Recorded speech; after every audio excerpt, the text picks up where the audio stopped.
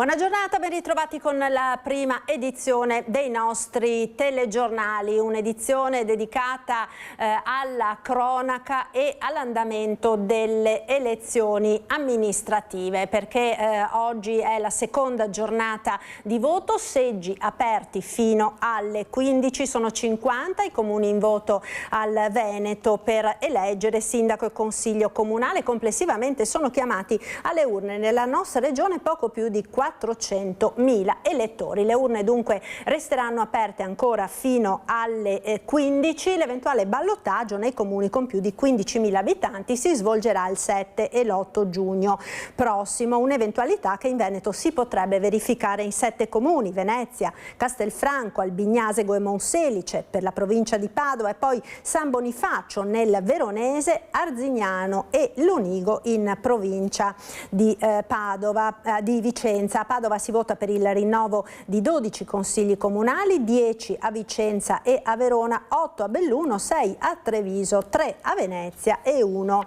a Rovigo. Gli unici dati al momento disponibili sono quelli relativi all'affluenza, affluenza alle 23 di ieri sera, che si è fermata nel comune di Venezia, che è naturalmente il comune più importante, sul quale sono ovviamente accesi tutti i riflettori anche nazionali, perché Venezia peraltro è l'unico capoluogo di regione nel quale si vota.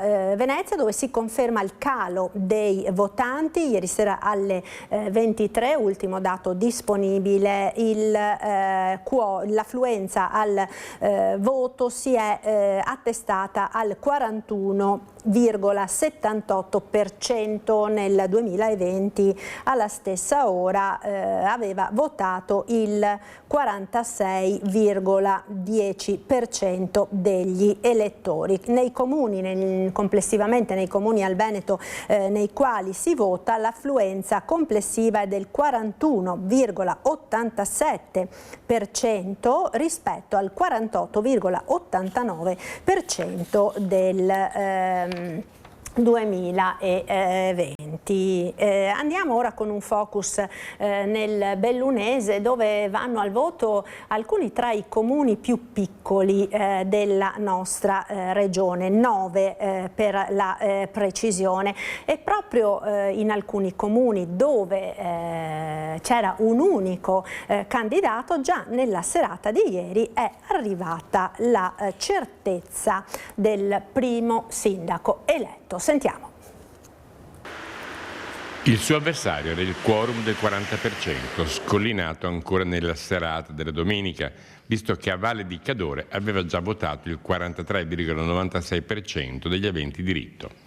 Parliamo di Franco Del Fabro, che era l'unico ad essere in lizza per guidare il comune e che quindi è il nuovo sindaco di Valle di Cadore. Avevamo scelto consapevolmente di non presentare liste civetta, quindi sapevamo che la nostra sfida era col quorum. Abbiamo chiaramente auspicato un voto da parte della cittadinanza, lasciando comunque liberi tutti di scegliere anche l'alternativa del commissariamento. Classe 1972, Del Fabro è vice caporeparto pianificazione generale dello Stato Maggiore dell'Esercito ed è nell'area che a breve possa essere promosso capo di Stato Maggiore del Comando Truppe Alpine a Bolzano. Nel suo programma 3 i primi nodi da sciogliere. Visto quali sono i problemi da affrontare nell'immediato, uno potrebbe pensare che quello del trasporto scolastico sia un problema marginale, invece è il problema in questo momento. Gran parte della cittadinanza ce l'ha segnalato come una difficoltà oggettiva delle famiglie, quindi noi l'abbiamo messa in cima alla nostra agenda. Il secondo aspetto riguarda la sicurezza legata alla viabilità principale e alla viabilità secondaria, attraversamenti pedonali e marciapiedi, e dar modo anche prima dell'inizio della stagione estiva di curare il decoro urbano attraverso gli sfalci, la pulizia delle aree comuni, Quindi diciamo questi sono i primi 3 interventi a cui intendiamo dare seguito una volta insediati. La nuova amministrazione raccoglie in eredità un territorio che da poco, e grazie alle Olimpiadi invernali, si giova di un traforo che finalmente libera il centro dalla pressione di un traffico che era diventato assolutamente insostenibile. Adesso che la galleria è chiusa per un intervento programmato per completare i lavori, stiamo toccando con mano quanto sia importante l'opera. La galleria ha sicuramente giovato al paese, dovremmo essere bravi però a pensare a adattare poi il nuovo paese con la galleria, perché si tratta di ripensarlo completamente, a partire dalla valorizzazione della borgata storica a un utilizzo più razionale degli spazi e anche delle opportunità che la galleria crea. Ed intanto andiamo con il prossimo servizio ad analizzare il dato dell'affluenza in provincia di Padova. In Veneto c'è già un comune che dovrebbe avere il sindaco e si tratta di Masi, 1800 abitanti, al confine con le province di Verona e Rovigo, dove c'era un solo candidato. Lo scoglio era arrivare al quorum del 40% di votanti, obiettivo raggiunto e superato con il 49% rilevato alle 23 di domenica sera, comunque oltre 6 punti in meno delle elezioni precedenti. Il candidato sarà ufficialmente sindaco però solo dopo la fine degli scrutini e con la proclamazione del Ministero dell'Interno. Prossimo obiettivo di Masi, tra l'altro, è quello della fusione con il piccolo comune confinante di Castelbaldo, 1400 anime. Più in generale in Veneto alle 23 di domenica l'affluenza era del 41,87%, ben 7 punti in meno della tornata precedente. Guardando la provincia di Padova, invece, 43% l'affluenza delle 23 di domenica, con un calo di oltre 10 punti. A Campodarsego il crollo più clamoroso, alle urne solo il 34% di elettori alle 23 di domenica, 19 punti in meno, mentre hanno sfiorato il 50% Bovolenta, Carmignano di Brenta, Castelbaldo e Masi, già citato, che nonostante l'unica candidata ha anche l'affluenza più alta della provincia. Nel Padovano erano 89.000 i cittadini chiamati alle urne per un totale di 29 candidati, 43 liste. Una curiosità riguarda i 2 comuni più grandi nei quali i sindaci sono stati eletti consiglieri regionali e hanno dovuto dimettersi. Monselice può andare al ballottaggio, mentre ad Albignasego, l'altro comune con più di 15.000 abitanti, l'eventualità è remota, essendoci già solo 2 candidati. Si andrà al ballottaggio se uno dei 2 non raggiungerà il 50% più un voto o se ci sarà parità assoluta al primo turno. Ed ora andiamo a Castelfranco, unico comune della provincia di Treviso, dove in caso nessuno dei candidati raggiunga il 50% più uno delle preferenze si andrà al ballottaggio tra 2 settimane. Sono 32 le sezioni elettorali aperte a Castelfranco, dove i cittadini sono chiamati ad eleggere il nuovo sindaco. Nella città del Giorgione, come negli altri 5 comuni dove si vota, Ponzano, Silea, Ponte di Piave, Chiarano e Vidor, le urne restano aperte oggi fino alle 23, mentre domani si vota dalle 7 alle 15. Essendo Castelfranco l'unico comune sopra i 15.000 abitanti, sarà anche l'unico dove si andrà al ballottaggio nel caso nessuno dei candidati raggiunga il 50% più uno delle preferenze. Negli altri comuni il sindaco sarà eletto al primo turno con maggioranza semplice dei voti. Abbiamo aperto il seggio alle 7 di questa mattina, il primo votante è arrivato circa attorno alle 8 e poi insomma è stato fluido. C'è una buona affluenza e non ci sono stati intoppi, difficoltà, sta procedendo tutto liscio e sereno. È un orario tra l'altro fantastico perché non ho trovato nessuno, fatto veloce, però devo dire molto ben organizzati e avevo le idee chiare, questa volta avevo le idee chiare. Votare è sempre un diritto, lo ha sempre fatto, qualche volta si è tirata indietro. Devo dire che qualche volta ho mancato proprio per il fatto che non avevo le idee chiare e quindi ho preferito non andare. È una votazione importante per la nostra città che ha tanto bisogno di essere risollevata. L'unico problema è stato per qualche anziano il cambio di sede del seggio numero 9, trasferito dalla casa di riposo in via Ospedale numero 12 alle scuole Giorgione di via Volta. Mi hanno detto, abbiamo trovato gente che tornava indietro e ha detto qui non si vota più, dovete portarvi verso la scuola media là. È un problema? No, è per lei che magari fa fatica a arrivarci. Per il resto tutto facile e veloce. Tutto tranquillo, c'è in questo momento un momento tranquillo anche al seggio, anche la parte pratica è molto semplice. Tranquillissima, sicura di quello che faccio, un dovere e un diritto. E con l'appuntamento alle urne torna anche quello con la maratona elettorale di Antenna 3, oggi dalle 13:30, subito dopo la prima edizione proseguiremo con l'edizione straordinaria dei nostri telegiornali che andrà avanti fino a tarda sera con Ring. I risultati, le voci, i protagonisti. I riflettori di Antenna 3 stanno per accendersi sulla sfida elettorale delle amministrative 2026 con oltre 400.000 veneti chiamati alle urne per la sfida del voto che tra i 50 comuni vede Venezia a capofila dell'attenzione generale.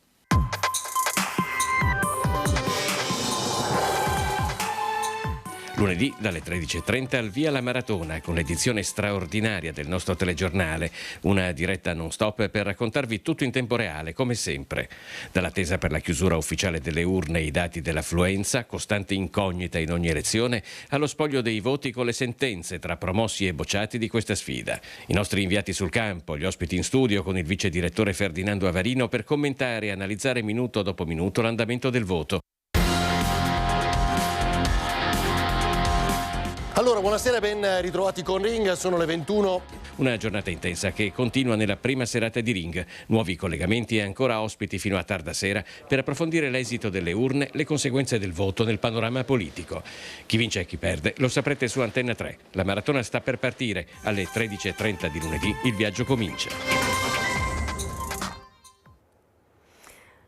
Ed ora proseguiamo con la cronaca, una notizia che ci arriva dal Veronese, una tragedia, quella che si è verificata ieri a Zimella. È stato recuperato alle 18:30 senza vita nelle acque del torrente Guà il corpo di un ragazzo di appena 15 anni che risultava disperso da alcune ore. Il giovane stava trascorrendo il pomeriggio con alcuni amici e, visto il caldo della giornata di ieri, si era immerso nel torrente. Secondo le prime ricostruzioni, durante alcuni tuffi nella zona adiacente al vecchio mulino, il ragazzo non sarebbe più riemerso. Sul posto sono intervenuti i vigili del fuoco del distaccamento di Caldiero, i soccorritori fluviali da Verona con il gommone, il nucleo cinofili regionale di sommozzatori del nucleo regionale arrivati da Venezia. Il 15enne è stato localizzato in serata intorno alle 23 sul fondale a circa 2 metri di profondità ed è stato poi trasportato a riva.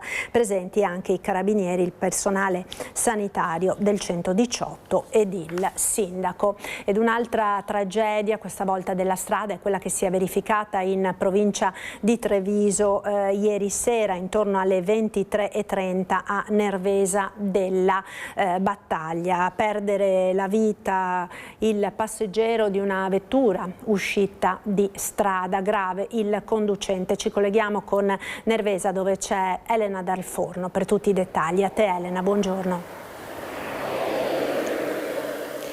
Sì, buongiorno Marta, buongiorno a tutti i telespettatori di Antenna 3, Nicola Marcato alla parte tecnica. Ancora sangue sulle strade, purtroppo dobbiamo registrare l'ennesima tragedia in questa nostra Marca insanguinata. Alle mie spalle vedete il fosso dove questa notte verso le 23:30 un'auto condotta da 2 ragazzi padovani, o un ragazzo o una ragazza, ancora non sappiamo le generalità complete delle persone che occupavano quest'auto, una Toyota ibrida, una Toyota Auris ibrida. Probabilmente per un sorpasso azzardato si è schiantata contro questo muretto e ha preso fuoco. Immediatamente sono arrivati i soccorsi su M118, elicottero, vigili del fuoco, però purtroppo la passeggera o il passeggero dell'auto è rimasto intrappolato o è rimasta intrappolata dalle fiamme. Vedete il fuoco che addirittura ha fuso i circuiti del cancello di questa impresa, dove siamo noi, siamo in via della Vittoria al chilometro 37,7 a Nervesa della Battaglia. Ecco, come dicevamo, apparentemente un sorpasso azzardato, forse un colpo di sonno, comunque non abbiamo ancora i dettagli né delle cause che hanno portato a questo incidente né la dinamica esatta né ovviamente l'identità dei due passeggeri. Sappiamo soltanto che il ragazzo che era alla guida, che è un padovano di 31 anni, le cui iniziali sono MD, è stato estratto dalle lamiere dai vigili del fuoco in condizioni piuttosto gravi ed è ricoverato in prognosi riservata al Cafoncello. È intervenuto anche l'elicottero del SUAM. La persona invece che siedeva in fianco a lui, non sappiamo appunto se era un amico o un'amica, purtroppo invece è deceduto o è deceduta nel rogo, perché purtroppo le fiamme sono scoppiate all'istante e purtroppo i vigili del fuoco non sono riusciti a salvare questa persona. Registriamo dunque, Marta, un ennesimo incidente sulle nostre strade, ancora una vita di una persona giovanissima, 30 anni, due persone apparentemente appunto di Padova, però le residenze le dobbiamo ancora stabilire. Che dire? Nulla, perché quando perdono la vita dei giovani in questi incidenti rimane sempre un grande rammarico. A te la linea. Grazie a Elena Dal Forno con Nicola Marcato, e proseguiamo con la cronaca perché in provincia di Treviso ieri sera c'è stato anche un altro grave incidente accaduto pochi minuti dopo le 20 di ieri sera in via Stradonelli a Susegana, dove l'auto guidata da un ragazzo è finita contro un platano che si trovava appunto sul lato della strada. L'impatto è stato violentissimo, come vedete dalle immagini dei vigili del fuoco. La macchina è andata completamente distrutta. Sul posto sono arrivati oltre ai sanitari del 118 i vigili del fuoco da Conegliano, che hanno faticato non poco per riuscire ad estrarre il giovane che si trovava nell'auto. È stato quindi consegnato alle cure dei sanitari ed è stato trasportato all'ospedale in gravi condizioni. I carabinieri di Susegana hanno svolto i rilievi di legge e regolato il traffico fino alla bonifica della zona. E ieri c'è stato anche un altro incidente con 2 feriti, uno dei quali in prognosi riservata. È accaduto a Resana. Un ragazzo di 20 anni di Piombino Dese in prognosi riservata, gravissimo, e la passeggera 24enne di San Martino di Luperi che era con lui, ricoverata al Cafoncello.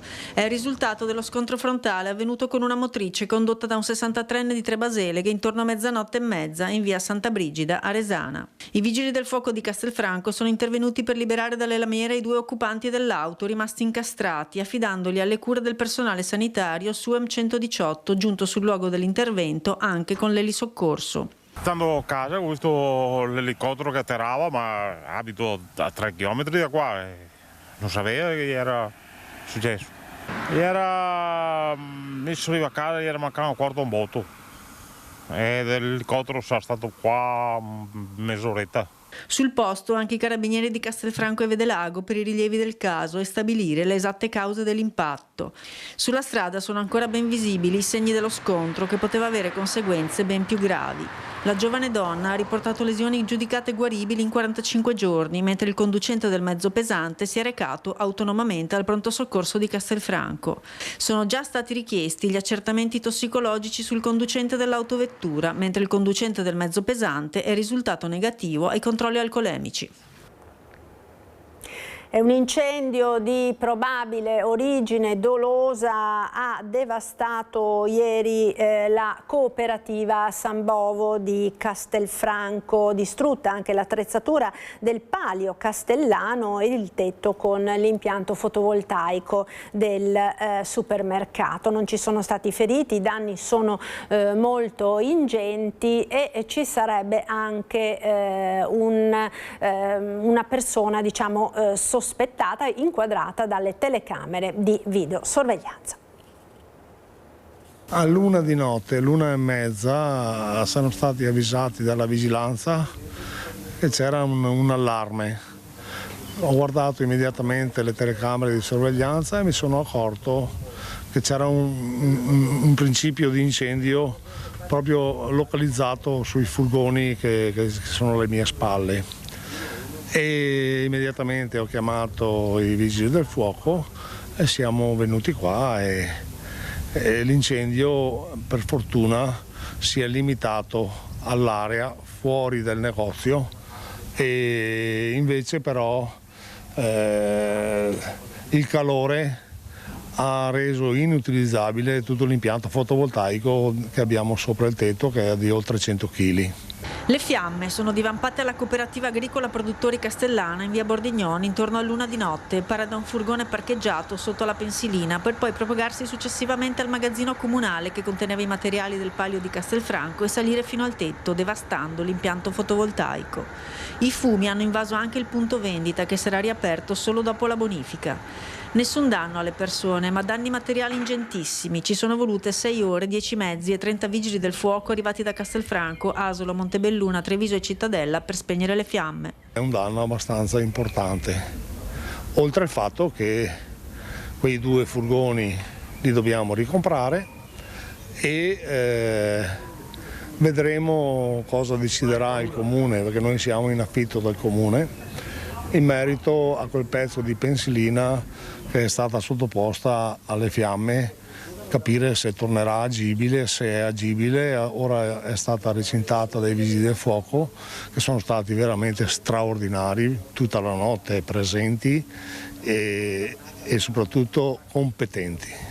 Li voglio ringraziare proprio per la loro solerzia e competenza. Lo stabile è di proprietà comunale, la cooperativa ne ha la gestione e paga un affitto. Ora bisognerà capire tra contratti, assicurazioni e polizze l'entità dei danni e dei risarcimenti. Sull'origine fortuita Gerolimetto ha dei dubbi, mentre i carabinieri in una nota successiva confermano già di stare indagando per cause dolose.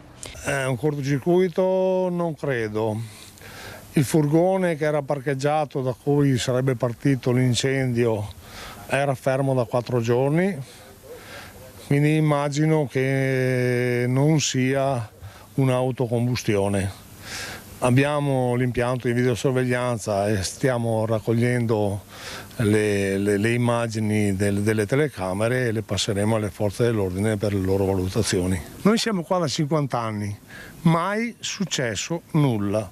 Abbiamo sempre avuto la benevolenza di tutti e quindi non mi spiego questo tipo di comportamento nei confronti di una realtà cooperativa che è presente da 50 anni in quest'area. E poi c'è il materiale del palio di Castelfranco, depositato lì dall'associazione che lo organizza, tutto in legno. Gran parte del fuoco è stato generato dal magazzino comunale che raccoglieva tutte le attrezzature che adopera il palio, e quindi varie catapulte e tutte quelle attrezzature che adopera il palio per la manifestazione del palio, che sono andate completamente distrutte e hanno alimentato notevolmente l'incendio. Affranti gli organizzatori, che in una nota social confermano il senso di spaesamento, ma confermano anche che la loro passione, questo fuoco, l'ha solo alimentata.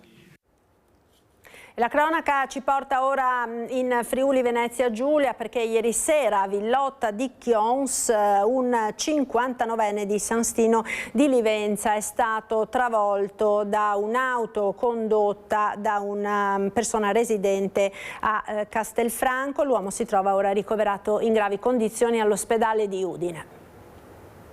Grave incidente nelle scorse ore a Villotta di Chions in via Cadore, dove un ciclista 59enne originario di San Stino di Livenza è rimasto ferito dopo essere stato travolto da una Porsche Panamera guidata da un 42enne residente a Castelfranco Veneto. La vettura stava percorrendo l'arteria stradale quando, per causa ancora in corso di accertamento, ha colpito il ciclista con lo specchietto retrovisore che da Cinto Cao Maggiore procedeva in direzione Azzano Decimo. L'impatto è stato violento e ha sbalzato l'uomo al suolo. Sul posto sono prontamente intervenuti i sanitari del 118 e i militari della stazione dei carabinieri di Casarsa della Delizia per i rilievi. Valutata la dinamica, è stato richiesto tempestivamente l'intervento dell'elisoccorso. Il 59enne è stato ritrasportato d'urgenza all'ospedale di Udine in gravi condizioni. Tuttavia, fortunatamente la vittima sembrerebbe non essere in pericolo di vita. Il conducente della Porsche, dopo essere stato sottoposto ai controlli di rito da parte delle forze dell'ordine, è risultato completamente negativo all'alcol test. Sul posto sono stati effettuati rilievi per determinare la dinamica dell'incidente. E torniamo ora a parlare del cold case, del delitto della pasticcera di Roncade, con il caso che dopo oltre 30 anni è stato riaperto con le indagini che hanno portato all'iscrizione nel registro degli indagati di un uomo, il sangue del quale attraverso una comparazione del DNA è stato appunto trovato sul luogo del delitto. Nei giorni scorsi abbiamo intervistato Antonio Foiadelli, all'epoca capo della Procura di Treviso. Sentiamo l'intervista.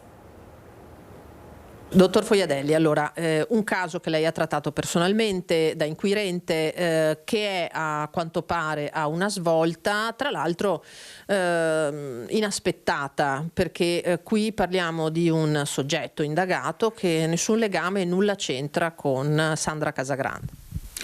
Ma dunque vado a memoria naturalmente, quello che ricordo è chiaro, venne riaperta questo caso che era stato archiviato a suo tempo, relativo appunto alla Casagrande, che è stata trovata morta senza che le indagini abbiano mai potuto chiarire le circostanze e tantomeno trovare il colpevole. Ricordo che è stato ripreso in esame tutto il materiale di cui si poteva disporre ed in particolare, questo in particolare lo ricordo con molta chiarezza, le famose banconote macchiate di sangue, dalle quali non fu possibile né prima né poi estrapolare il profilo DNA. Il fatto che ci sia un indagato non significa ancora di avere un colpevole, naturalmente, un responsabile. Significa però che qualche cosa è accaduto di positivo e non posso fare altro, con la prudenza che ogni investigatore deve avere, che fare i miei auguri perché la Procura della Repubblica di Treviso risolva un caso che, diciamo la verità, aveva lasciato una ferita aperta. Perché quando non si riesce ad assicurare alla giustizia un responsabile di delitti così gravi, questo crea una ferita, è una sconfitta dello Stato. Quindi speriamo che le indagini di cui certamente si fanno carico quelli che sono stati, io non lo sono più, colleghi, possa avere un esito positivo, e questo, anzi, diciamo che ne sono certo. Senta, all'epoca si pensò e si intraprese subito la pista passionale. Che impressione le fa pensare che l'ipotesi possa essere l'esatto contrario, cioè un estemporaneo che arriva in pasticceria, compie il delitto e se ne va? Ma questa è un'ipotesi che credo, a quanto io so, ed è poco tutto sommato, che sembra affiorare proprio dalle notizie di cui disponiamo, che non sia stato quel delitto passionale o dovuto ad altri motivi, che costituì, purtroppo devo dirlo, che costituì allora, nella prima inchiesta e nella seconda, una sorta di pregiudizio investigativo, e tutti i pregiudizi, lo sappiamo, sono fuorvianti. Ora, questo caso invece capovolge la situazione e probabilmente prospetta una ipotesi che il delitto sia avvenuto quasi per caso, senza che ci siano particolari motivazioni alle spalle. Dico questo perché mi viene alla mente un caso analogo di cui mi occupai e che riguardava un delitto di una donna trovata evidentemente strangolata a San Donà, in cui non fu possibile sul momento raccogliere elementi utili alle investigazioni. Per caso, sulla base di dichiarazioni rese a un altro detenuto da un precedente detenuto che si trovavano a Roma, scattò una possibilità che fu positiva. E alla fine quello che poi sarà il responsabile confessò, ma nessuno avrebbe mai pensato che le cose fossero andate in quella maniera. Quindi probabilmente siamo nella stessa situazione. Senta, lei per la sua esperienza, perché di fronte a un'ipotesi di questo genere, ribadiamo un'ipotesi, viene anche la riflessione: come si fa a tenersi un segreto del genere per 35 anni? Le persone se lo stanno chiedendo anche dovesse confermarsi per esempio l'ipotesi del nuovo presunto colpevole di Garlasco.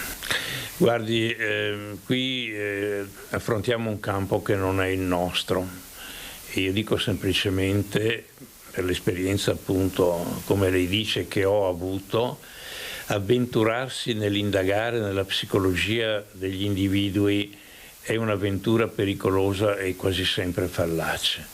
C'è qualche cosa che supera la nostra capacità. Quindi è una domanda che purtroppo rimane senza risposta. Perché? Perché noi ragioniamo con i nostri metodi, noi ragioniamo con i nostri criteri, ma le altre persone hanno criteri diversi, hanno sensibilità diverse, hanno anche un senso etico diverso.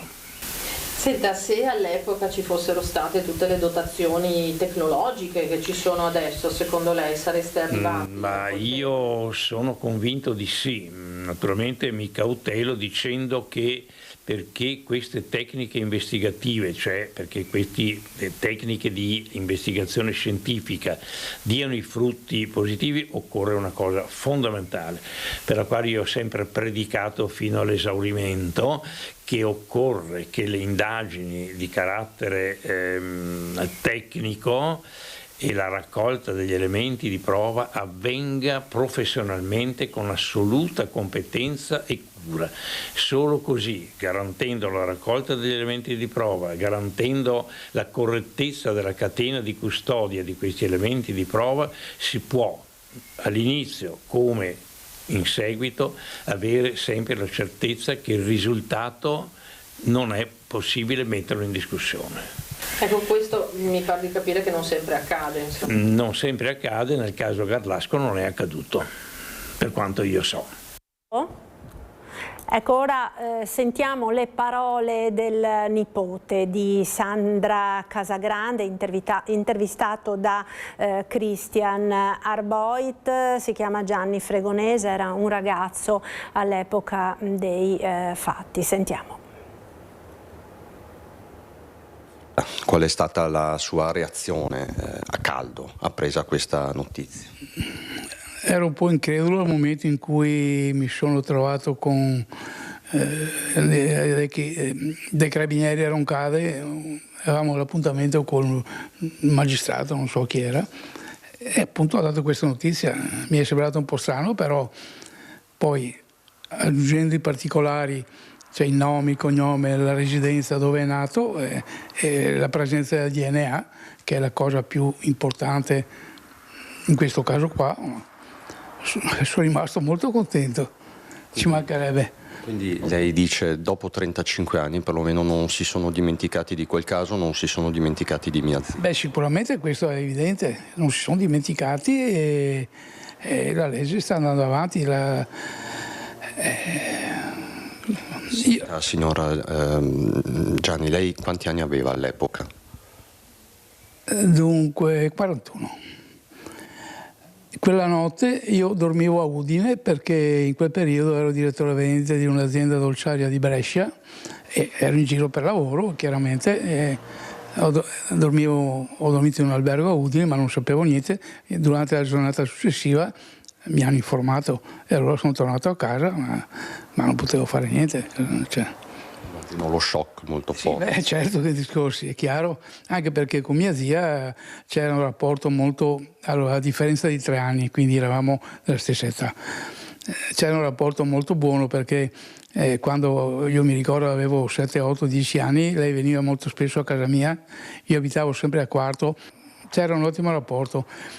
Poi i ricordi mi dicono che mi portava a comprare i vestiti quando avevo 16-17 anni, mi portava e me li regalava, quindi. E quando appunto lavoravo in quella zona a Brescia, ero fuori e tornavo al sabato sera, io passavo sempre di là a bere il caffè, o il sabato o la domenica, cioè ero là tutte le settimane. Un giorno mi dice: Gianni, vieni su che ti faccio vedere una cosa. Allora mi porta su nell'appartamento, mi fa notare una scritta sulla porta ti voglio, ma non scritto ti voglio con la GL corretta, L-I-O. Probabilmente quello che ha scritto era anche una persona ignorante. Ma quindi era una scritta col pennarello? Sì, una scritta fatta col pennarello sulla porta, ti voglio. E gli ho detto, Sandra, ma chi è questo? Io lo so, però non te lo dico per il momento. E non me l'ha mai detto, perché dopo io non l'ho più chiesto, non è che... Era turbata, era inquieta, questa scritta l'aveva turbata? Agitata, perché non era la prima volta, mi aveva detto, che questa persona entrava da fuori, dalla scala esterna, saliva e sulla porta scriveva messaggi. Ecco.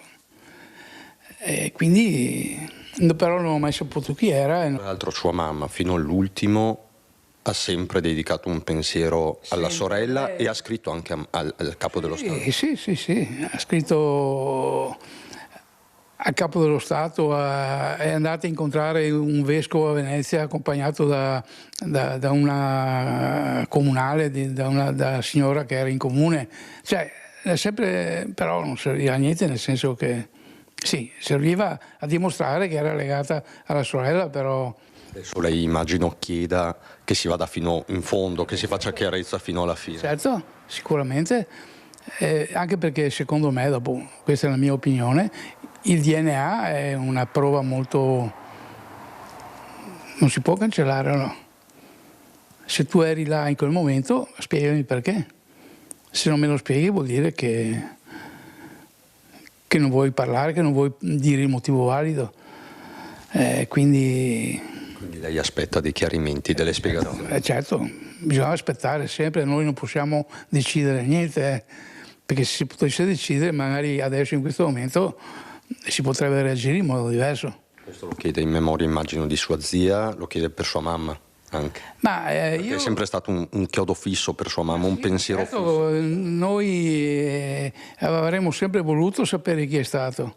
Quando sapremo chi è e la certezza che è colpevole, allora agiremo, ci faremo sentire e vedere.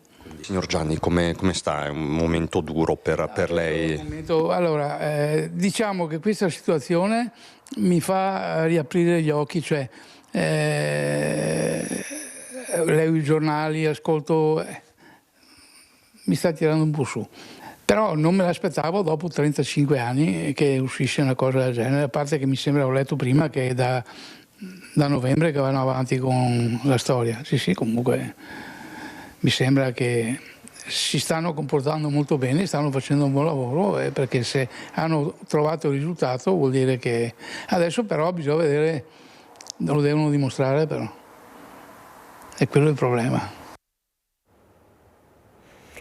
Ed ora parliamo di caro carburanti e di quanto sta accadendo. Abbiamo in collegamento Michele Varotto, che è il presidente dei trasporti di Confartigianato.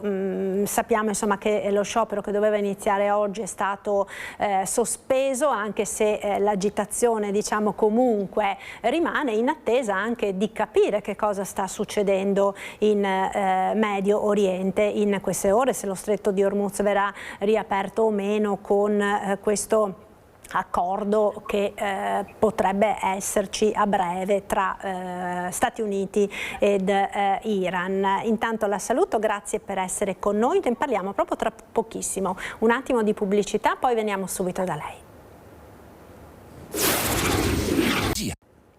Eccoci di nuovo in diretta, prima edizione dei nostri telegiornali, tema caldissimo, quello del caro carburanti. Dicevamo che è stato sospeso in extremis il blocco dei tir che doveva scattare questa mattina, ma le preoccupazioni continuano, anche perché ancora non si capisce bene, dicevamo, che cosa accadrà in Medio Oriente. Potrebbe essere possibile un accordo già oggi tra Stati Uniti ed Iran, ma insomma il punto di domanda è ancora tutto aperto. Abbiamo in collegamento Michele Varotto, presidente dei trasportatori di Confartigianato. Allora, vuole raccontarci un po' che cosa sta succedendo in questa situazione, insomma, che è in continua evoluzione? Allora, sta succedendo che abbiamo sospeso il fermo per il semplice motivo che il Consiglio dei Ministri si è riunito e ha elargito un pacchetto di alleggerimento finanziario alle aziende. Questo pacchetto è stato messo su un protocollo d'intesa che però stiamo aspettando il Consiglio dei Ministri che emani il decreto e il suo decreto in Gazzetta Ufficiale. Quindi in questo momento non è un assegno in bianco verso di noi, ma è un assegno che stiamo aspettando per capire. E volevo specificare che non è un alleggerimento sul nostro conto economico verso l'aumento del carburante, del greggio della parte di questa parte, è solo un ritorno e un ritorno dei nostri soldi che ci sono stati tolti su questo aumento. Sembra controproducente, ma ogni volta che viene tolto i 20 centesimi a tutti quanti sul gasolio o sulla benzina, sulla parte energetica, ci vengono tolti anche noi sulla nostra struttura interna. Ecco. Quindi è una parte di soldi che noi nelle nostre strutture economiche aziendali ce l'abbiamo già da tempo e che ci è stata tolta. Quindi aspettiamo il ritorno di questa parte economica che noi abbiamo già anticipato. Un alleggerimento sulla cassa e una tregua finanziaria. Questa è l'unica cosa che ci hanno dato, quindi volevo dire che non ci hanno né regalato né aggiunto né dato soldi.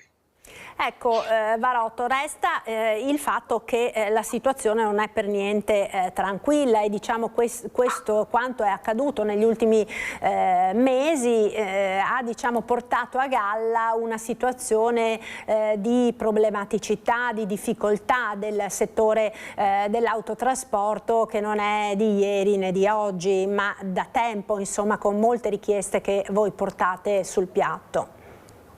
Sì, il trasporto e la logistica è un movimento che dà il 10% del PIL e noi siamo un servizio, il servizio dei committenti siamo il servizio dei committenti del cittadino, però ogni azienda di autotrasporto ha degli anticipi economici immediati perché noi paghiamo subito le assicurazioni, paghiamo subito il carburante, paghiamo subito i dipendenti e gli incassi andiamo dai 30, 60, 90, anche certe attività 120 giorni. Se si blocca anche una parte del flusso finanziario, le aziende rischiano il default economico perché né banche sostengono né lo Stato ci dà quello che ci spetta e c'è un rischio grosso per le aziende. Ecco, se la situazione dovesse comunque continuare a rimanere così, se questo accordo tra l'Iran e gli Stati Uniti non dovesse trovarsi, non dovesse concludersi insomma in tempi brevi, la vostra situazione come cambierà? Insomma, che cosa avete intenzione di fare? Allora, la prima cosa che dobbiamo fare è che il mercato capisce che dobbiamo aumentare i prezzi dei trasporti sui nostri costi, e quella è la cosa immediata. E volevo ricordare che comunque c'è tanta gente che ha fatto speculazione su questo, perché l'aumento dei costi del trasporto sulle merci non incide tanto quanto c'è stato questa speculazione in giro, perché la percentuale del trasporto viaggia al 2-3% sul prezzo delle merci. Io ho visto degli aumenti del 20-30% che non è causato da noi. Tanti prendono la storia che il trasporto costa, c'è il problema energetico e tutto quanto, quindi hanno fatto degli aumenti sproporzionati. Forse sarà per altre cose, per la produzione non lo so, ma sicuramente non incide sul trasporto, non incide dal trasporto. E questo è un problema che poi si ripercuote sulle famiglie, naturalmente, su tutti noi, sui consumatori. Allora, restiamo... Non a causa nostra. Prego? Non a causa nostra almeno. Non a causa vostra, peraltro anche voi siete cittadini e consumatori, certamente. Quindi anche gli autotrasportatori vanno a fare la spesa e magari hanno l'auto poi per andare in giro durante la vita privata, quindi è ovvio che naturalmente è una situazione che si ripercuote su tutta la nostra società. Allora io la ringrazio per essere stato con noi, restiamo in attesa insomma di vedere che cosa accadrà nei prossimi giorni, con la speranza naturalmente da parte di tutti che la situazione possa risolversi il prima possibile. Grazie mille quindi a Michele Varotto, grazie, buona giornata. Grazie e buona giornata. E speriamo di rivederci per un altro fermo che non ci rivediamo per questo motivo. Esatto, grazie mille. Saluti, a lei, saluti, buona giornata. Allora, noi ora tra poco ci dovremo collegare con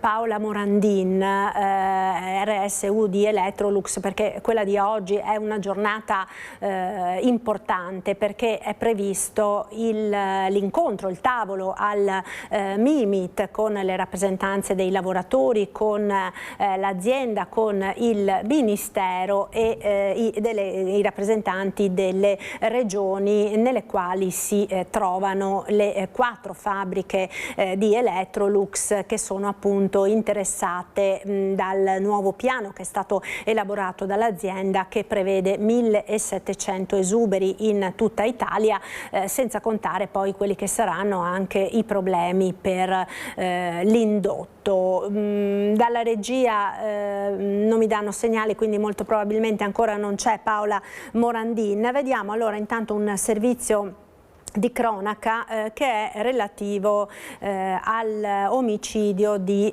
Giacomo Gobbato a Mestre. Lo ricorderete, fu accoltellato per aver cercato di difendere una donna che era stata scippata. Ebbene, è stato confermato in appello l'ergastolo per il suo assassino. Respinte le richieste della difesa. Sentiamo. Dopo un'ora e mezza di Camera di Consiglio è arrivata la conferma. La Corte d'Appello di Venezia ha ribadito punto per punto la sentenza di primo grado, confermando l'ergastolo per Sergej Margeschi, il 39enne moldavo responsabile dell'omicidio di Giacomo Gobbato. La sera del 20 settembre 2024, in Corso del Popolo a Mestre, Gobbato, conosciuto da tutti come Jack, venne accoltellato mentre cercava di fermare una rapina ai danni di una donna, insieme all'amico Sebastiano Bergamaschi, rimasto ferito nell'aggressione. Nel processo d'appello il sostituto procuratore ha ripercorso la ricostruzione già emersa in primo grado, determinante anche l'analisi del medico legale nominato dalla procura, secondo cui il colpo mortale sarebbe stato inferto con una forza elevatissima e continuata, tanto da trapassare la felpa, 4 centimetri di muscolo e lo sterno della vittima. Per conoscere le motivazioni della sentenza saranno ora necessari i previsti 90 giorni. Ed ora il caso dell'ex professore di religione accusato di abusi sui minori. Dopo giorni di silenzi parla il vescovo di Padova, Claudio Cipolla. Noi abbiamo anche la consapevolezza in realtà di aver già fatto molto di quello che dovevamo e che potevamo fare. Ci sono delle persone che sono interessate e che sono come da collocare tra le vittime, diciamo. Tra questi siamo anche noi, c'è anche la Chiesa, e ci sono i ragazzi, ci sono le famiglie, c'è il Barbarigo, c'è la scuola dell'infanzia, c'è la parrocchia, e di tutti bisogna tener conto. Però non me la sento di passare dalla parte di chi doveva fare di più, perché abbiamo fatto molto. Così il vescovo di Padova, Claudio Cipolla, in merito alle denunce per pedofilia che hanno coinvolto l'ex docente di religione del Barbarigo, Francesco Saviane.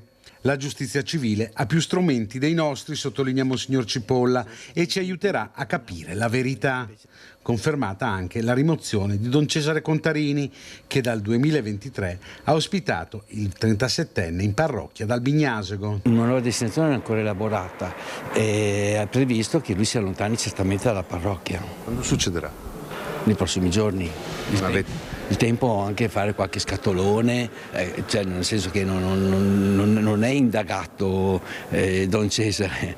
Don Cesare ha fatto quello che poteva fare, in coscienza ha preso le sue posizioni, noi non le abbiamo condivise, però non mi sembra che dobbiamo trattarlo come se fosse una persona così da inquisire. Ad Albignasego intanto c'è stato un confronto in parrocchia tra Don Contarini, che ha confermato che tra qualche giorno se ne andrà, e i genitori dei bambini del Grest e della scuola parrocchiale, per confrontarsi in un momento di forte preoccupazione, come testimonia uno di loro. Non prendiamo in considerazione il fatto di non portare i nostri figli, perlomeno i genitori della mia classe, perché non è questo quello che vogliamo. Noi non vogliamo avere paura di lasciare i nostri figli qua, noi vogliamo poter stare tranquilli e quindi vogliamo arrivare a quello, vogliamo arrivare a stare tranquilli. Ancora cronaca, la polizia di Padova ha arrestato un 54enne serbo ricercato internazionale per traffico di sostanze stupefacenti e riciclaggio di denaro. Si nascondeva nell'abitazione della sua famiglia a San Giorgio in Bosco il 54enne ricercato in tutta Europa per traffico di droga. L'uomo, destinatario di un mandato d'arresto internazionale emesso dall'autorità giudiziaria francese, apparteneva ad un'organizzazione criminale che trafficava stupefacenti e riciclava denaro. Il 54enne, arrestato dalla polizia di Padova, era ricercato internazionale. Dal 2019 al 2023 è stato coinvolto insieme ad altri complici in un traffico di cocaina, droga destinata prevalentemente ai paesi europei. L'uomo è stato rintracciato dai poliziotti della squadra mobile di Padova nello scorso fine settimana a San Giorgio in Bosco, paese dove il latitante si era trasferito con la famiglia un paio d'anni fa. Il 54enne è stato arrestato e portato nel carcere Due Palazzi di Padova in attesa di essere estradato. 19 anni di violenze su moglie e figlia. I carabinieri di Piove di Sacco hanno arrestato e allontanato dalla casa familiare un uomo. Frustava anche la figlia minorenne con la cintura dei pantaloni e da anni terrorizzava la moglie con botte, minacce di morte e umiliazioni. È l'accusa che pesa su un uomo, residente in provincia di Padova, raggiunto nei giorni scorsi da un'ordinanza di allontanamento dalla casa familiare disposta dal GIP del Tribunale di Padova su richiesta della Procura ed arrestato dai carabinieri della stazione di Piove di Sacco, già intervenuti in precedenza presso l'abitazione della vittima, che aveva poi sporto denuncia. Secondo l'accusa, i maltrattamenti sarebbero iniziati quasi 20 anni fa, nel 2007, aggressioni fisiche, minacce, insulti, quasi sempre con l'uomo in stato d'ebbrezza, consumati regolarmente davanti alla figlia, anche quando era ancora bambina. Tra gli episodi più gravi contestati, un tentativo di soffocamento della moglie con un cuscino, minacce con una forchetta puntata sotto il mento e nell'agosto scorso un tentativo di strangolamento che aveva costretto la donna ad abbandonare la camera matrimoniale e a dormire sul pavimento del piano superiore. Nel mirino dell'uomo sarebbe finita anche la figlia sin da quando aveva appena 6 anni. Ogni volta che la bambina tentava di difendere la madre, scattavano schiaffi, spintoni e frustate con la cintura dei pantaloni, violenze che si sarebbero ripetute nel tempo, lasciando segni profondi. A tutto questo si aggiungeva un controllo economico asfissiante, nessun contributo alle spese familiari, nessun denaro concesso e alla figlia veniva persino pretesa la consegna degli scontrini per ogni minimo acquisto. L'uomo ha rifiutato il braccialetto elettronico, il giudice ha quindi disposto anche il divieto di dimora nel comune di residenza delle figlie, con il divieto di avvicinarsi ad almeno 500 metri dalle persone offese e dai luoghi da loro frequentati. E apriamo ora la pagina dedicata all'Electrolux. Dicevamo che oggi è giornata molto importante perché nel pomeriggio a Roma al MIMIT, Ministero per le Imprese, il Made in Italy, ci sarà l'incontro tra governo, azienda, parti sociali e rappresentanti delle regioni, nelle quali si trovano gli stabilimenti di Electrolux in Italia interessati da questo piano di ristrutturazione che prevede 1700 esuberi. In attesa quindi di sapere che cosa accadrà a Roma davanti agli stabilimenti, sciopero e presidio dei lavoratori. Andiamo a Susegana con la nostra Elena dal forno, che vedo in collegamento appunto dal presidio dei lavoratori. A te Elena, buongiorno. Sì, buongiorno Marta di nuovo, siamo qui a Susegana con Antonio Rinaldo, RSU FIOM, per capire un po' a che punto siamo con la vostra presa di posizione e soprattutto con quello che vi arriva dai tavoli nazionali. Ecco, proprio con lei facciamo appunto un attimo il dettaglio di quello che sta accadendo. Allora, dai tavoli nazionali ancora a Roma non ci è arrivato nulla perché l'incontro è alle 15, qui la nostra presa di posizione è unitaria con tutti gli altri stabilimenti del gruppo Electrolux d'Italia, siamo in sciopero con presidio in portineria, oggi ci sono state anche le signore della mensa che ci hanno accompagnato, quindi la mensa è stata chiusa, uno sciopero è riuscito al 100% perché la produzione è stata ferma, sono entrati solo qualche impiegato, quindi stiamo rispondendo bene, stiamo facendo sentire la nostra voce in attesa di come si esprimerà il governo oggi. Ecco, proprio alle 15 c'è questo incontro, che cosa vi attendete e quali sono le richieste sul tavolo da parte vostra? La richiesta sicuramente è di ritirare il piano industriale, che piano industriale non è perché porta solo 1700 esuberi senza contare i contratti a termine.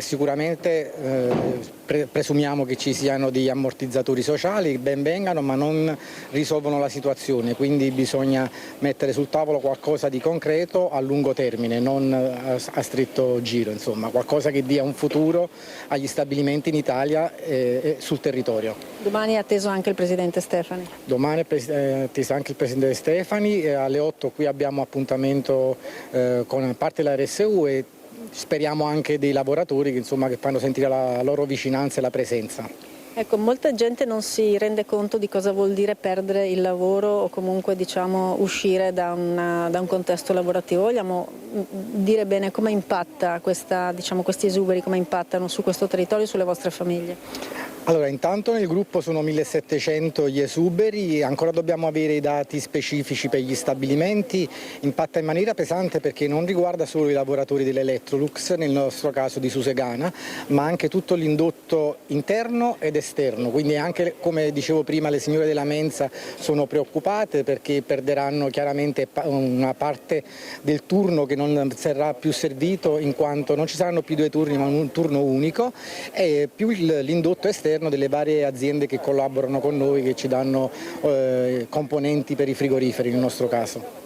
Ecco, l'ultima domanda è, vi è stata proposta una ricollocazione o semplicemente vi è stato prospettato l'esubero? Per il momento non c'è stato proposto nulla, hanno messo sul tavolo solo questi esuberi, oggi scenderanno penso sul dettaglio, non abbiamo ancora idea di eventuali ricollocazioni e se c'è la possibilità, perché poi sul territorio, come dicevo, ci sono anche altre aziende che avranno gli stessi problemi, sarà complicato comunque eventualmente ricollocare, soprattutto gente di una certa età, i giovani forse avranno meno difficoltà.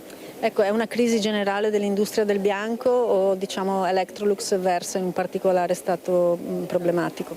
È una crisi generale dell'elettrodomestico in particolare, poi Electrolux più che in crisi è in attivo, non è che sta perdendo, solo che loro cercano sempre di più di aumentare le percentuali di guadagno e stanno delocalizzando prodotti in Polonia, in Cina, quindi chiaramente i volumi si abbassano nel nostro territorio ed è difficile poi reggere aziende così grandi su volumi così piccoli. Ecco, proprio la concorrenza cinese è uno dei grandi problemi, no? Che si diceva manodopera a bassissimo costo, intelligenza artificiale, meccanizzazione estrema. La concorrenza cinese è un problema perché non solo il basso costo del lavoro, ma anche le materie prime vengono pagate molto di meno rispetto all'Europa. Già in Nord America è entrata una joint venture con Electrolux del gruppo Midea e la nostra paura è che questo possa arrivare anche qui con tutto quello che c'è collegato, insomma, quindi eventuali perdite di posti di lavoro. Ci auguriamo di no, di non fare la stessa fine dell'azienda di Mel che produceva motori proprio per noi, che poi una volta acquisiti dai cinesi hanno chiuso. Ecco Marta, come hai sentito non ci sono grandi attese per l'incontro del pomeriggio, neanche per quello con il Presidente Stefani domani. Noi ovviamente auguriamo ai lavoratori e alle loro famiglie di trovare presto una soluzione. Ti restituisco la linea. Grazie Elena, naturalmente vi aggiorneremo sull'andamento dell'incontro al Ministero nel corso delle prossime edizioni del nostro telegiornale. L'incontro è previsto per le 15 a Roma. Continuiamo con la cronaca, con l'allarme lanciato anche nei nostri territori per le droghe sintetiche. Sono la nuova frontiera, rileva il CEIS di Treviso, cooperativa sociale da più di 40 anni impegnata contro le dipendenze. Il problema fentanyl c'è, è necessario che noi operatori siamo attenzionati e dobbiamo stare molto attenti alla possibilità che abbia uno sviluppo dilagante il fentanyl. In questo momento, se io penso ad esempio alle nostre comunità, non ci sono persone che inserite per un problema di fentanyl. Il fentanyl può essere usato insieme ad altre sostanze come sostanza da taglio, non ha ancora uno sviluppo, almeno a Treviso, così importante e una diffusione così importante da creare un allarme. Sappiamo che ci può essere, dobbiamo stare attenti e pronti. Il fentanyl, oppioide sintetico ad altissima potenza, ribattezzata la droga degli zombie, è arrivato anche sul nostro territorio, anche se al momento la sua diffusione è tenuta sotto controllo e costantemente monitorata. Il fentanyl, sappiamo, è tenuto sotto controllo, nel senso verificato.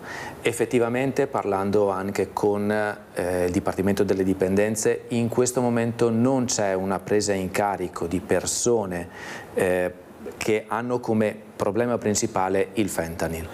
La parola d'ordine dunque ancora una volta è prevenzione, anche limitandone i danni, assistendo grazie agli operatori di strada chi fa già uso di sostanze e con il lavoro delle forze dell'ordine in termini di sequestri. L'obiettivo è fare in modo che il fentanyl non si diffonda in maniera massiccia. È facilmente reperibile. Come tutte quante le sostanze.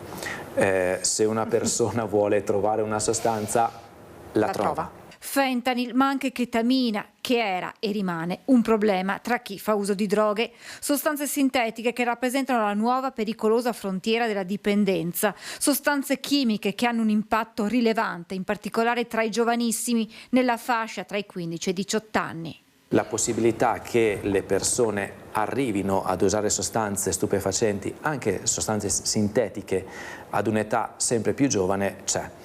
Gli effetti che vengono ricercati sono quelli di distacco dalla realtà. Ma nel vasto panorama delle dipendenze trova sempre più spazio quella dal gioco d'azzardo, in particolare tra i giovani, quello online, il cosiddetto gambling. Il CEIS ha organizzato tra gennaio e marzo una serie di incontri che hanno coinvolto 28 classi di 10 istituti scolastici della Marca per lavorare proprio sulla prevenzione. A volte viene spesso sottovalutata o anche normalizzata. Perché ha un impatto diverso rispetto all'uso di sostanze, probabilmente è meno diffusa, sicuramente può portare comunque ad una dipendenza e fondamentalmente il meccanismo della dipendenza del gioco d'azzardo è molto simile, se non identico, a quella di qualunque altra dipendenza.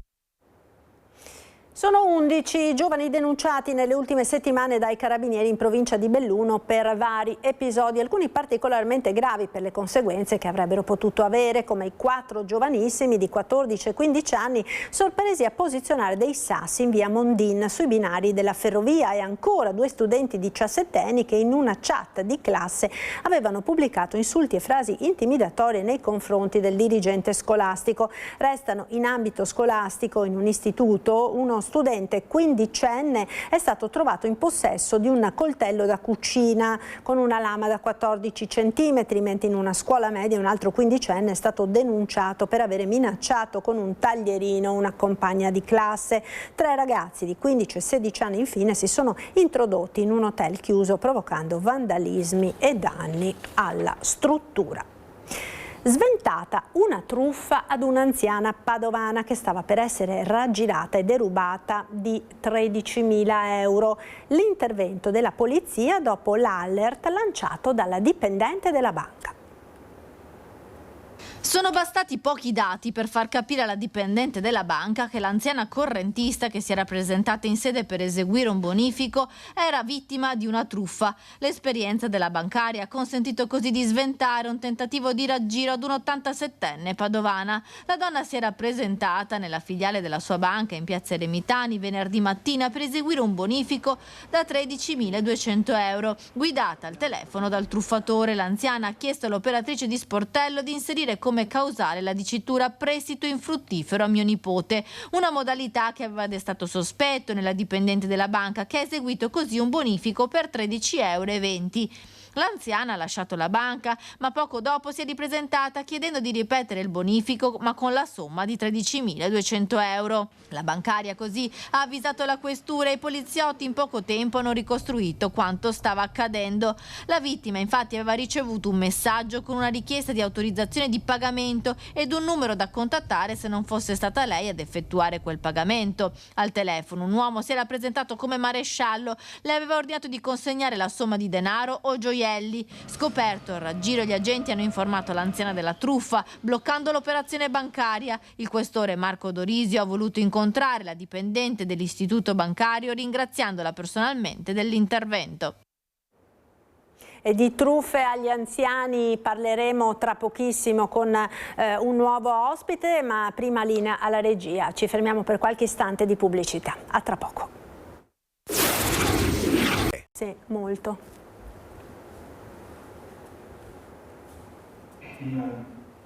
Eccoci nuovamente in diretta, prima edizione dei nostri telegiornali. Dunque abbiamo sentito prima della pubblicità il caso di questa signora anziana padovana caduta nelle grinfie di un truffatore, salvata grazie alla prontezza di un'addetta della banca che ha riconosciuto appunto i segnali della truffa. L'anziana era andata per fare un bonifico di oltre 13.000 euro e il fenomeno delle truffe agli anziani è sempre più frequente, con aumenti di oltre il 130% nell'ultimo periodo, quindi insomma numeri davvero molto importanti. Abbiamo qui in studio, e lo ringrazio per essere con noi proprio per cercare di approfondire questo tema, Severino Pellizzari, che è il presidente dell'ANAP, l'Associazione Anziani e Pensionati della Confartigianato, perché voi avete avviato una campagna anche proprio per invitare gli anziani a prestare la massima attenzione su questo. Come è nata, se vuole raccontarci? Beh, noi qualche anno, attraverso anche il Ministero, abbiamo incontrato anche qualche anno fa, l'anno scorso, il Ministro Piantedosi, perché abbiamo partecipato a questa campagna che è messa in atto da ANAP Nazionale. Abbiamo fatto una serie di opuscoli che abbiamo distribuito nel nostro territorio provinciale, ma anche quello regionale. Abbiamo addirittura quest'anno stampato un calendario per far sì che le persone, guardando il calendario, vedano anche i pericoli che ci sono.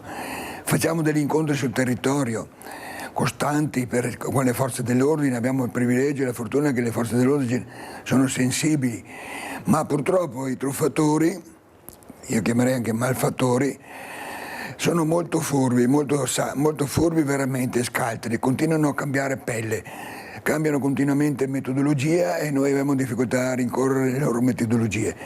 Però ANAP si sta veramente attrezzando anche sul territorio, anche io stesso a Vicenza e anche nel Veneto facciamo queste iniziative per evitare queste truffe, questi inganni, perché oramai sono arrivati addirittura a grossi numeri dal punto di vista degli importi, è una tragedia. Io posso dire solo che noi, in particolar modo noi, io dico Veneti, essendo Veneto, siamo delle persone cresciute in un ambiente dove non vivevamo questo tipo di clima pericoloso, non eravamo sospettosi a prescindere. Ecco, io dico adesso ai miei colleghi pensionati, uso un termine anche forte perché dico, è da anni che insistiamo, cercate di farvi più furbi, può essere anche quasi un'umiliazione, un'offesa, però io sinceramente vedo persone anziane veramente quasi ingenue, ma io dico, queste persone facciamo il possibile, gli organi di informazione ci danno una mano, voi stessi continuate su questo argomento, però bisogna capire anche che anche i cittadini devono informarsi maggiormente e quello che noi continuiamo sempre a insistere, denunciate. Carabinieri, la polizia, la Guardia di Finanza sono sensibili a questo argomento, però sono molto abili a cambiare sempre veste i malfattori.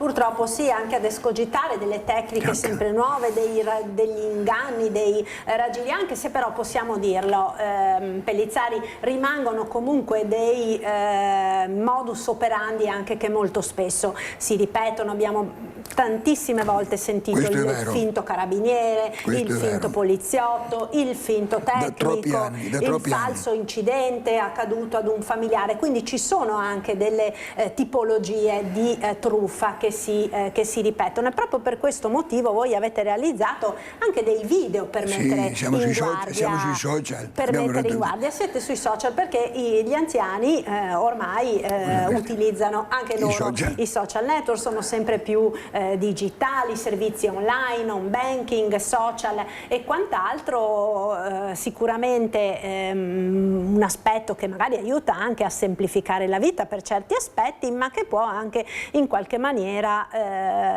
facilitare il fatto che incappino anche in delle truffe. Allora vediamo intanto il primo di questi video della campagna che avete realizzato. Molto simpatico, fra l'altro, questo video. Sì, tra l'altro li ho visti prima, sono molto simpatici. Vediamo. Signore, mi scusi, sono il direttore dell'ufficio postale, ho bisogno di parlarle. Potrei vedere i soldi che ha appena ritirato all'ufficio postale? Potrebbero esserci banconote false. Purtroppo, come temevo. Signore, aspetti qui, vado a cambiare le banconote false con quelle buone.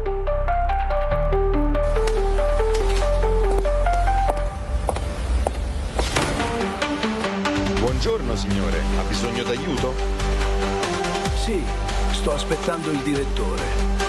Signore, il direttore è in ferie da una settimana. Oddio, allora sono stato truffato. Stia calmo signore, ora chiamiamo il 112 e risolviamo tutto.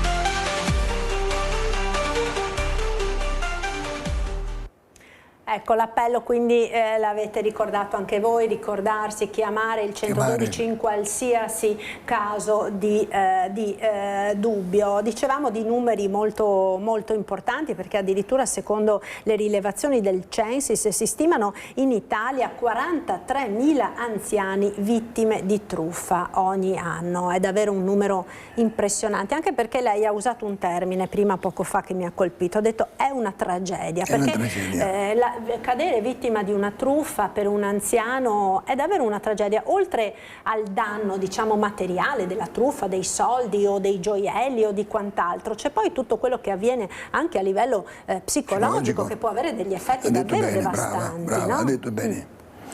Il problema maggiore, ci sono due caratteristiche. A volte questi numeri purtroppo possono anche essere superiori perché ancora qualcuno non denuncia. Ma la tragedia di una persona anziana che subisce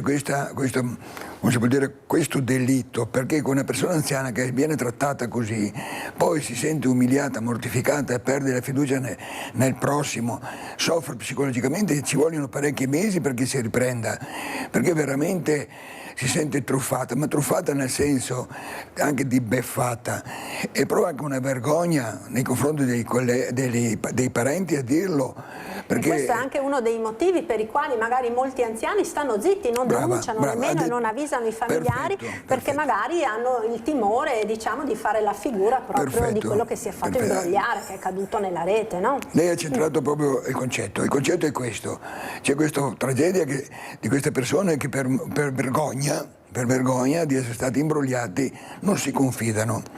È un problema serio. Noi cerchiamo con i nostri incontri di dire non c'è vergogna, viviamo in una società complicata, non è più come quella di 20 anni fa, 15 anni fa. Il mondo è cambiato, anche noi dobbiamo adeguarci a quello che è. Come associazione noi insistiamo sul territorio nei vari incontri, però francamente c'è addirittura anche, e voi vedo che vi concentrate su questo problema e veramente vi sono grato come Presidente, perché umiliare una persona di 80, 90 anni, così corriamo il rischio che poi avrà anche dei problemi fisici, perché è difficile recuperare un problema così grave di umiliazione e di mortificazione. Una persona perde anche la fiducia nel prossimo. Noi siamo stati abituati ad avere fiducia nella nostra società in cui viviamo. Queste persone avrebbero bisogno di un sostegno anche psicologico. Noi ragioneremo in futuro anche su questo campo, perché però le persone, lei sa bene, che vivono, in particolar modo dopo Covid, vivono molto soli in casa. Questa è un'altra tragedia, gli anziani non escono più di casa. Dopo Covid noi abbiamo verificato con una nostra ricerca il 40% degli anziani che uscivano pre-Covid non vanno più fuori casa. Ecco, io invito sempre anche i figli, mi faccio appello ai figli, ai nipoti, cercate di stare vicino a queste persone, cercate di consigliare.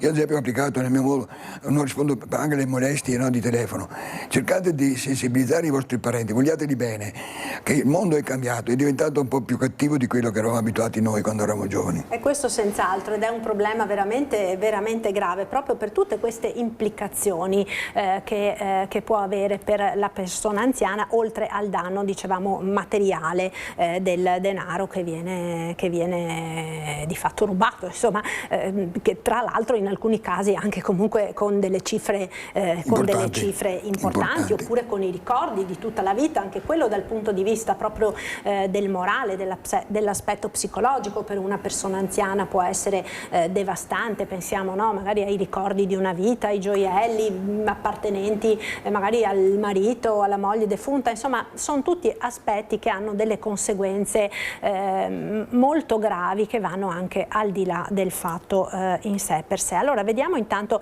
anche l'altro video che avete realizzato su un'altra modalità particolarmente diciamo utilizzata dai truffatori, che è quella del finto tecnico, del finto addetto al controllo della luce, del gas, dell'acqua. Anche questa è una tecnica che è stata utilizzata molto spesso. Vediamo.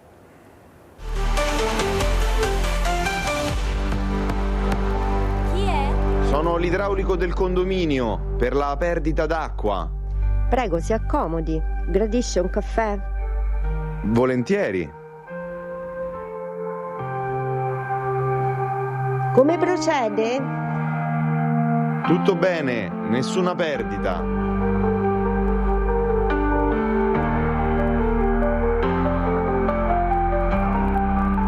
Grazie signora, ora vado. Buona giornata.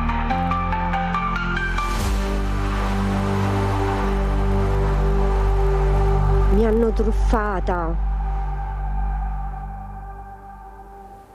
Ecco, questa è un'altra modalità, molto spesso è brutto da dire, però non bisogna fidarsi di nessuno, non fare entrare in casa nessuno, non aprire la porta a nessuno, fare sempre una telefonata di verifica, chiamare il 112, l'avete messo più volte nei video, e chiedere informazioni prima di aprire, prima di eseguire degli ordini che vi vengono dati al telefono da chiunque sia. Esatto, noi ad esempio gli organi di polizia ci consigliano sempre, anzi dicono che quando una persona, qualunque persona è, anche i giovani dovrebbero farlo, non basta tirare la porta, bisogna chiudere la chiave, perché con semplice bancomat aprono la porta e svaligiano l'appartamento. È una modalità che anche questo succedeva e succede ancora.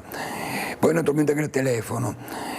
Vedo da un po' di tempo a questa parte hanno tolto tutti il telefono fisso e questo è un problema per le persone anziane. Io lo dico sempre nelle riunioni, i nipoti, i figli che hanno preso un po' la mano degli anziani tagliano il telefono fisso per una questione di costi forse, ma non è vero, bisogna lasciarlo stare. Un abbonamento costa attorno dai 19 ai 34 euro, 37 euro, non è quello, perché c'è anche il problema che viene occupato il telefono portatile e uno non può neanche chiamare i carabinieri con l'altro telefono. E anche questo è un guaio.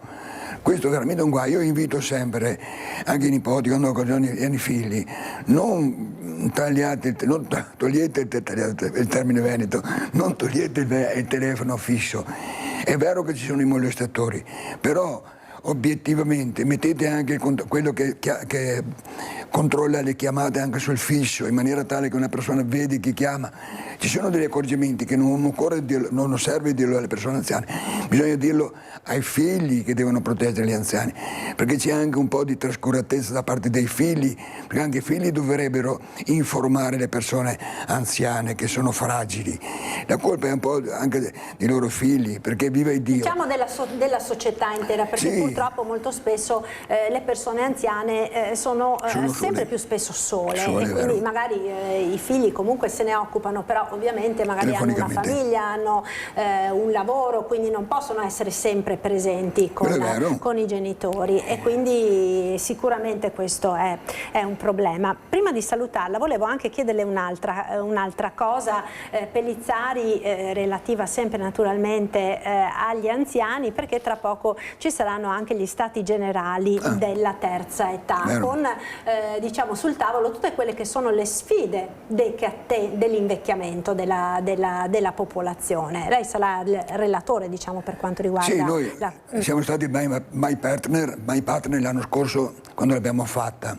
Quest'anno verrà fatta in forma un po' più ridotta, di una giornata solo, a Basilica Palladiana. È importante anche questo farlo, noi saremo sicuramente protagonisti. Il 4 di questo mese avrò un'intervista online per cominciare a lavorare su questo tipo di avvenimento, no? Anche sugli stati generali. Però anche lì, che è Luca Ancetti per noi che tira un po' le fila di questo argomento, dico, bisogna anche pensare, come si può dire, che questa cosa bisogna anche pensare a dargli un'altra veste, dare anche un fatto delle risposte, perché anche l'anno scorso abbiamo presentato tutti quanti i fattori negativi delle persone anziane, però noi vorremmo anche avere qualche parvenza di risposta, perché noi sappiamo già le cose che non vanno, ribadirle in questo contesto sarà molto importante, però vorremmo dai relatori, quelli che saranno ospiti, che ci dicano anche qualche tipo di proposta per trovare una soluzione. Per trovare una soluzione a tutti questi problemi che aumentano sempre di più a fronte anche di quello che è l'invecchiamento della popolazione. Allora io la ringrazio per essere stato con noi, grazie a Severino Pellizzari, presidente di ANEP, con l'auspicio naturalmente che questo tipo di episodi in riferimento alle truffe di cui parlavamo prima si verifichino sempre meno, grazie anche a una presa di coscienza da parte degli anziani di quelli che sono i pericoli che ci sono. Ecco, sono io che ringrazio voi e lei in particolar modo per questa sensibilità, veramente grazie e buon lavoro. La ringrazio. Allora noi ora vediamo un servizio relativo a... aspetti un attimo intanto. Noi ora intanto vediamo un servizio che ci arriva dalla nostra redazione di Trieste ed è relativo alla classifica sulla qualità della vita del Sole 24 Ore, che è stata pubblicata proprio questa mattina. C'è una città che più delle altre sembra reggere l'urto dell'invecchiamento della popolazione e appunto è proprio la città di Trieste che appunto è incoronata come provincia italiana dove gli anziani vivono meglio. In un'Italia che invecchia e cambia abitudini, è Trieste a conquistare il primato nazionale per qualità della vita degli anziani.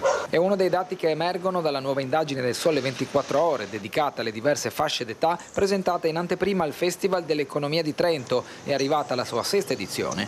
Il capoluogo giuliano si conferma così un punto di riferimento per la popolazione over 65, in una classifica costruita quest'anno su 20 indicatori territoriali per ciascuna fascia generazionale, dagli originari 15, per un totale di 60 parametri certificati.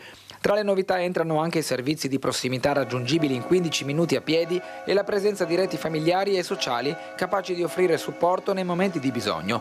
Trieste sotto questi aspetti svetta sulle altre città, associata a un trasporto pubblico capillare, un risultato che assume ancora più valore in un contesto demografico nazionale segnato dall'invecchiamento della popolazione e da cambiamenti profondi negli stili di vita. Alle spalle di Trieste si colloca Trento, seconda nella graduatoria dedicata agli anziani e capace di distinguersi soprattutto per assistenza domiciliare e partecipazione civile.